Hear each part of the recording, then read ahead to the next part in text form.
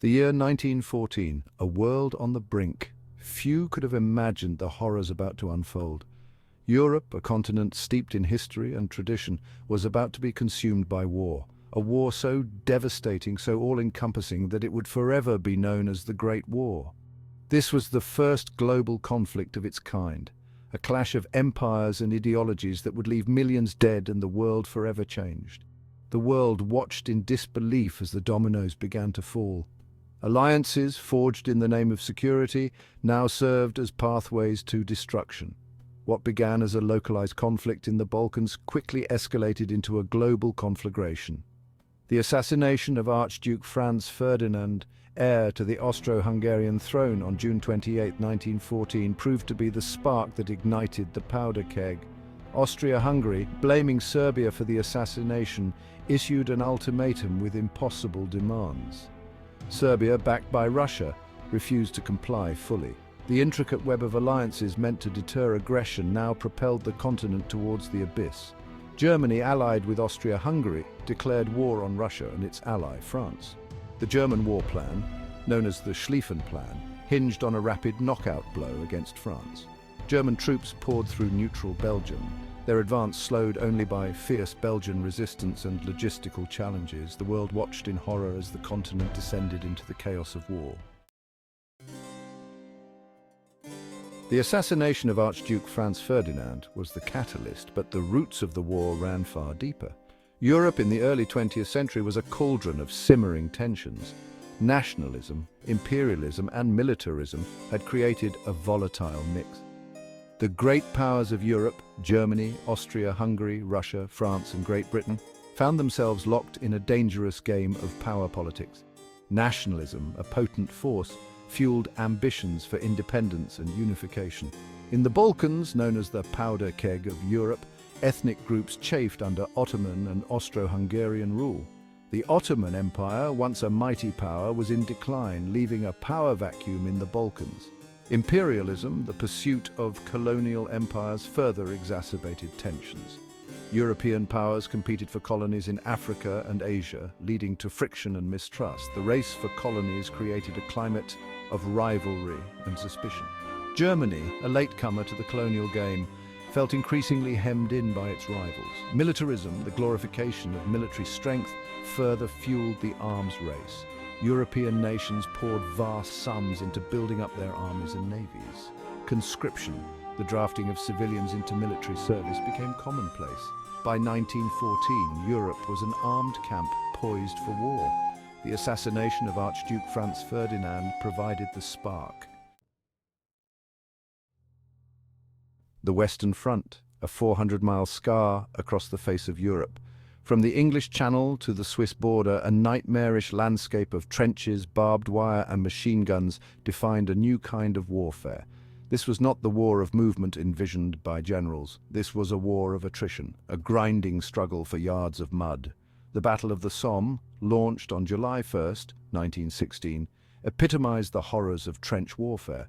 The British, hoping to relieve pressure on the French at Verdun, unleashed a massive artillery bombardment. They believed they had obliterated the German defences. They were tragically wrong. As the British infantry went over the top, they were met by a storm of machine gun fire. The first day of the Somme became a symbol of the war's futility. The British suffered nearly 60,000 casualties, the heaviest single-day loss in British military history, yet the battle raged on for months. Wave after wave of British, French, and German soldiers were fed into the meat grinder.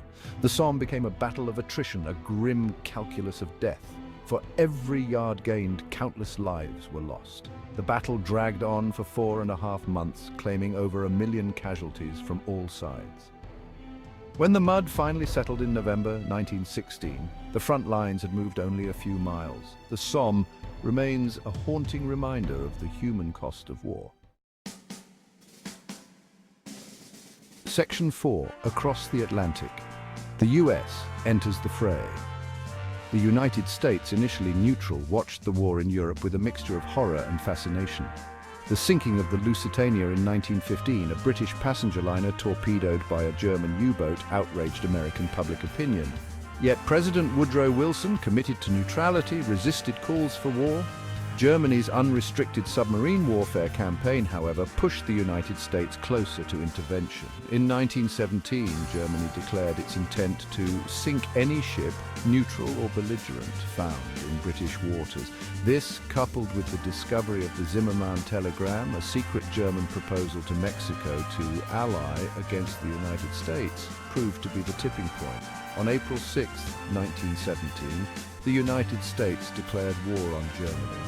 The US entry into the war proved to be a decisive turning point. American troops, fresh and eager, provided a much-needed morale boost to the Allied cause. American industrial might, moreover, tipped the balance of power. By 1918, the tide of the war had turned. The German army, exhausted and demoralized, faced a relentless Allied onslaught. On November 11, 1918, Germany signed the armistice, ending the fighting. The Great War was over. Section 5. The Treaty of Versailles, a flawed peace. The victors gathered in Paris in 1919 to determine the terms of peace.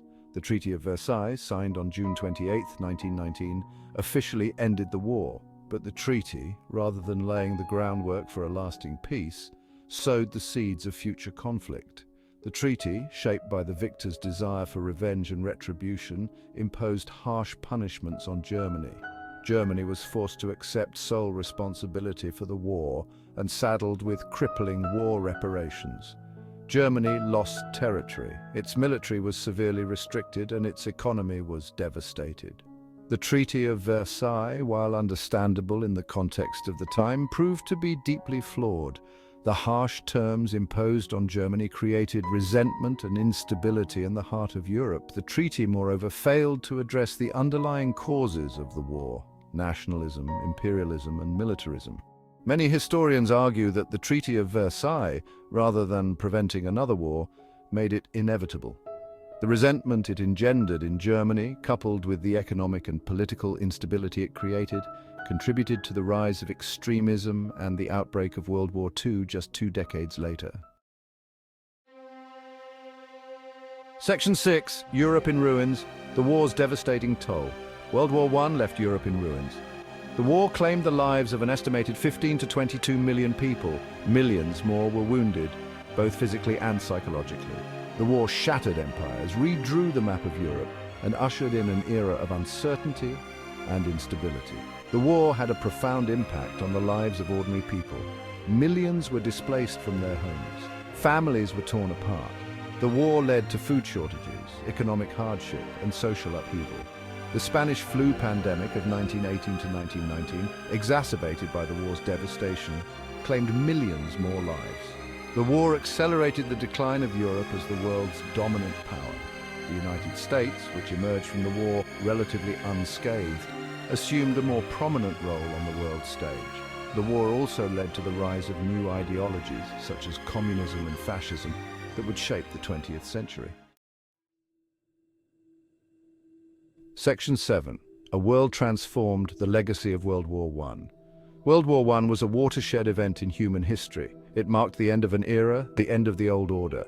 The war shattered empires, toppled monarchies, and ushered in an age of revolution and uncertainty. The war had a profound impact on the course of the 20th century. It led to the Bolshevik Revolution in Russia, the rise of Nazi Germany, and the outbreak of World War II. It also led to the creation of new nations, the redrawing of borders, and the emergence of new ideologies. The war also left an enduring legacy of technological innovation. Tanks, airplanes, submarines, and poison gas all made their debut in World War I, transformed the nature of warfare. The war also led to advances in medicine, communication, and transportation. The lessons of World War I, however, extend far beyond the battlefield. The war stands as a stark reminder of the human cost of conflict, the dangers of nationalism and militarism, and the importance of diplomacy and international cooperation.